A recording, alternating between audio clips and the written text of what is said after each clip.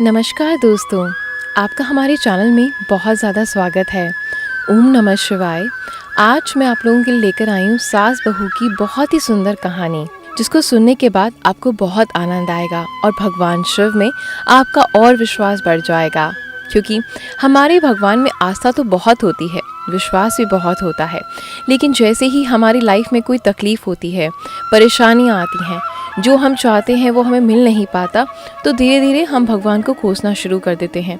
उनके ऊपर से विश्वास उठ जाता है, उनकी पूजा कम करना शुरू कर देते हैं। लेकिन आज की मेरी ये प्यारी सी कहानी आपकी सोच को बिल्कुल बदल कर रख देगी। हमेशा परेशानी आने पर भी आप भगवान का नाम लेना या फिर उन पर विश्वास करना नहीं छोड़ेंगे। तो चलिए शुरू करते हैं आज की सुंदर सी कहानी। एक गांव में बेटा बहू थे। वो धोबी थे तो कपड़े धोने का काम किया करते थे। बूढ़ी माई बिल्कुल भी पूजा पाठ नहीं करती थी, ना ही किसी को दान देती थी। लेकिन उसकी बहू भगवान शिव की बहुत बड़ी भक्त थी। वे हमेशा शिव की पूजा पाठ किया करती थी। भगवान शिव बहू की भक्ति से बहुत ज्यादा प्रसन्न थे। एक बार की बात है, बूढ़ी माई और उसकी बहू घाट पर कपड़े धोने गई, लेकिन दोनों अलग अलग पाट पर कपड़े धो रही थी। तभी भगवान साधु का वेश बनाकर वहां पहुंच गए और वो पहले बूढ़ी माई के पास गए। उन्होंने बूढ़ी माई से कहा, माई, मेरे कपड़े बहुत गंदे हो गए हैं, क्या तुम मेरे कपड़े धो दोगी? तब बूढ़ी माई ने कहा, मैं यहाँ काम पैसों के लिए करती हूँ, बिना पैसों के मैं तुम्हारे कपड़े नहीं धोऊंगी, जाओ यहाँ से। तब शिवजी ने फिर से कहा, अरे मुझे बहुत दूर जाना है, मेरे कपड़े धो दो। लेकिन बूढ़ी माई नहीं मानी। तब शिवजी ने कहा, ठीक है माई, मैं यहाँ से जाता हूँ। फिर शिवजी वहाँ से चले गए। दूसरी तरफ बहू कपड़े धो रही थी। साधु के वेश में भगवान शिव उसके पास गए और कहा, बेटी, मेरे कपड़े बहुत गंदे हो गए हैं, क्या तुम इन्हें धो दोगी? मेरे पास पैसे नहीं हैं और मुझे बहुत दूर जाना है।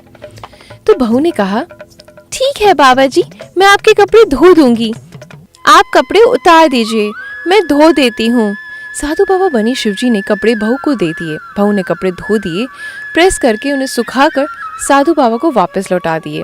कपड़े लेकर जब शिवजी जाने लगे तो उन्होंने बहू से कहा, बेटी, कुछ मांग लो, पैसे तो नहीं मेरे पास, लेकिन फिर भी तुम कुछ भी मांग सकती हो। तब बहू ने कहा, बाबा, मुझे कुछ नहीं चाहिए, बस इतना आशीर्वाद दीजिए कि मेरे बच्चे, मेरे पति, मेरा परिवार सब सुखी रहे।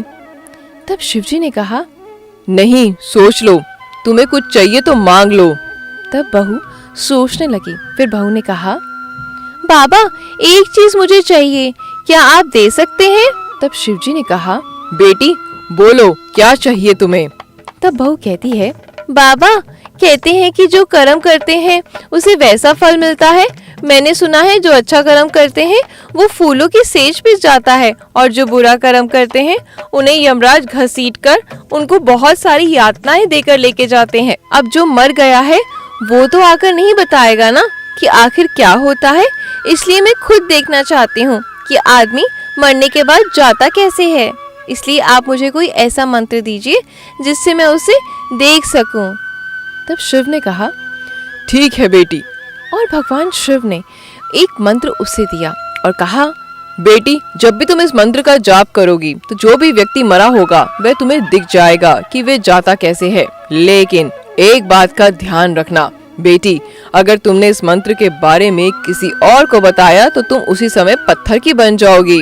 तब बहू ने कहा, ठीक है बाबा जी, मैं किसी को नहीं बताऊंगी।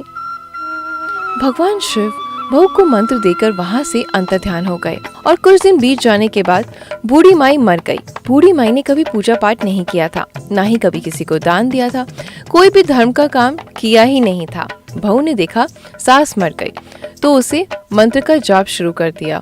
बहू ने देखा कि उसकी सास को यमराज घसीट कर लेकर जा रहे हैं, तेल की कढ़ाई में डाल रहे हैं, अनेक यातनाएं दी जा रही हैं। जब बहू ने ये सब देखा तो उसने अपनी सास के मरने पर बिल्कुल भी रोना नहीं आया और वह बिल्कुल भी नहीं रोई। और बहू सोचने लगी, अगर माँ जी ने भगवान शिव का पूजा पाठ किया होता, दान पुण्य किया होता, तो कोई भी अच्छा कर्म किया होता तो उन्हें ऐसी यातनाएं नहीं झेलनी पड़ती। अब जैसे कर्म किए हैं उसकी सजा तो मिलेगी ही। उधर माँ का बेटा बहुत रो रहा था अपनी माँ के लिए। जब उसने देखा कि उसकी पत्नी बिल्कुल भी नहीं रो रही उसकी माँ के लिए, तो उसने सोचा कि इससे मैं बाद में पूछूंगा कि तुम मेरी माँ के लिए बिल्कुल भी क्यों नहीं रोई, ऐसा क्यों? फिर बेटा सबके साथ मिलकर अपनी माँ का अंतिम संस्कार करने चला गया। जब वह अंतिम संस्कार करके घर वापस आया तो उसने सोचा, अरे नहीं, अभी नहीं, कुछ दिन बाद इससे पूछूंगा। 2-4 दिन बीत जाने के बाद उनके गांव में एक व्यक्ति की मृत्यु हो गई। वह व्यक्ति भगवान शिव का बहुत बड़ा भक्त था। वह भगवान शिव की पाठ किया करता था, पूजा किया करता था, हर समय ओम नमः शिवाय का जाप किया करता था। वह दान पुण्य भी करता था। तो बूढ़ी माई के बेटे बहू भी वहां गए और बहू ने उसी मंत्र का जाप किया। बहू ने देखा कि यमराज उस व्यक्ति को फूलों की सेज पर ले जा रहे हैं। बहू ये देखकर जोर जोर से रोने लगी। वह सोच रही थी कि वह कितना अच्छा व्यक्ति था, उसने कितने अच्छे कर्म किए थे जो वह फूलों की सेज पर जा रहा है। तब उसके पति ने उसे रोते हुए देखा तो उसे बहुत गुस्सा आया। वह सोचने लगा कि जब मेरी माँ मरी थी तो ये बिल्कुल भी नहीं रोई, इस आदमी पे कितना रो रही है, इससे तो इसका कोई रिश्ता भी नहीं है।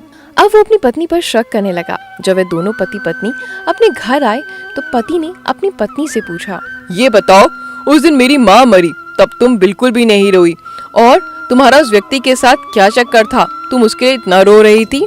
तब बहू ने कहा, देखो तुम मुझे गलत समझ रहे हो, मैं भगवान शिव की भक्त हूँ, इसलिए मुझे रोना आ गया। लेकिन उसका पति नहीं माना। उसे तो शक था, इसलिए वो बार बार पूछता रहा, सच बताओ, क्या रिश्ता है तुम्हारा उसके साथ?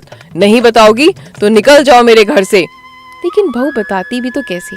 उसे पता था कि अगर मैंने मंत्र वाली बात उसे बता दी तो मैं पत्थर की बन जाऊंगी। लेकिन शक तो शक है, पति नहीं माना। वो उसे घर से निकालने लगा।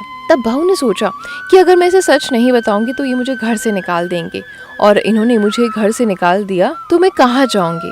हार मानकर बहू ने अपने पति से कहा, देखो आप मुझे गलत समझ रहे हैं, मैं ऐसी नहीं हूँ जैसा आप सोच रहे हैं, लेकिन अगर मैं आपको सच्ची बात बता दूंगी तो मैं पत्थर की बन जाऊंगी। तो पति कहता है, हाँ हाँ, तुम बहुत बड़ी शक्ति जो हो, जो पत्थर की बन जाओगी, तुम बहुत बड़े भगवान शिव की भक्त जो हो।